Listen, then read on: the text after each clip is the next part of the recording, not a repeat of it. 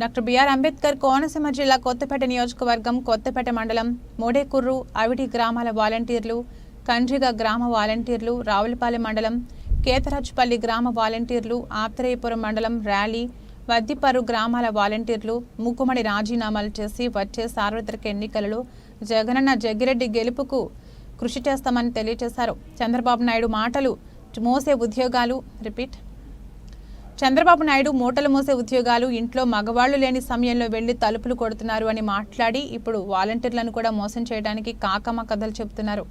దుష్ట కూటమి వారు చెప్పే మోసపూరిత హామీలు నమ్మి మోసపోవడానికి ప్రజలు కూడా సిద్ధంగా లేరని అన్నారు. వాలంటీర్ల సత్తా ఏంటో కూటమి నాయకులకు చూపిస్తామని, ప్రజలకు ప్రభుత్వం తరపున మేము చేసిన సేవలే జగనన్నను గెలిపిస్తాయని, 2014-2019 ప్రజలను జన్మభూమి కమిటీలతో పీల్చి పిప్పి చేసిన తెలుగుదేశం నాయకులను నమ్మే పరిస్థితి అస్సలు లేదని అన్నారు.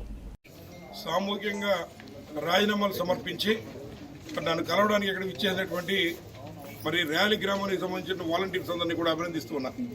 అలాగే మరి అక్కడ ఉన్నటువంటి సాయిబాబు గారు కానీ, శ్రీధర్ గారు కానీ, ఇంకా ఉన్నటువంటి ఇతర నాయకులందరూ కూడా వారిని తోడుకుని రావడం ముఖ్యంగా. అసలు దీనికి కారణం ఏంటని చెప్పి ఆలోచన చేస్తే మరి ఏ ఒక్క రాజకీయ పార్టీ అయినా కూడా ప్రజలకు సంక్షేమ కార్యక్రమాలు అందించడానికి కొన్ని విధానాలు పాటిస్తుంటారు. తెలుగుదేశం పార్టీ వాళ్ళు జన్మభూమి కమిటీ మెంబర్లను పెట్టి ఆ విధానం పాటించారు. అలాగే ఆ విధానం వల్ల మొత్తం పార్టీ సంకనాకపోయిందన్న సంగతి అందరికీ తెలుసు.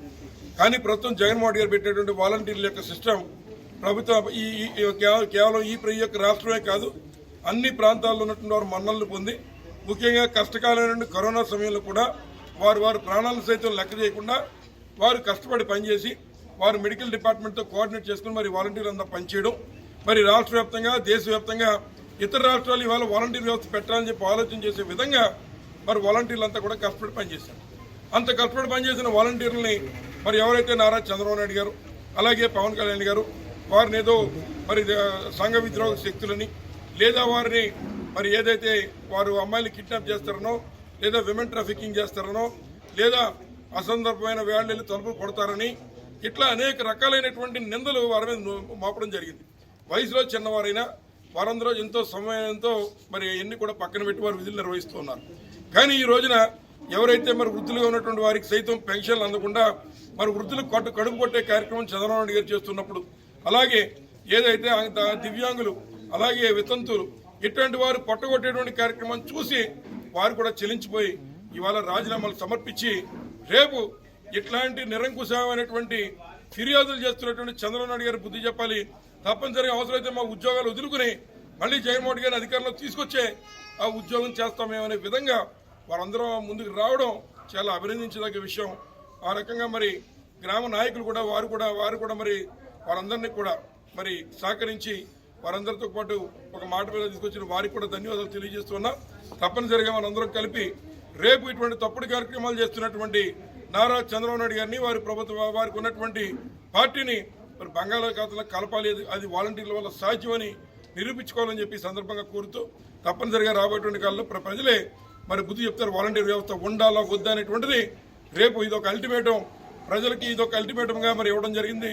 తప్పనిసరిగా నిర్ణయం ప్రజలు తేలుస్తారని చెప్పి సందర్భంగా తెలియజేస్తూ సెలవు తీసుకుంటూ మరి తీసుకొచ్చిన నాయకుల్ని, అదేవిధంగా వారిని అందరినీ పేరున అభినందిస్తూ ఉన్నాం. ధన్యవాదాలు.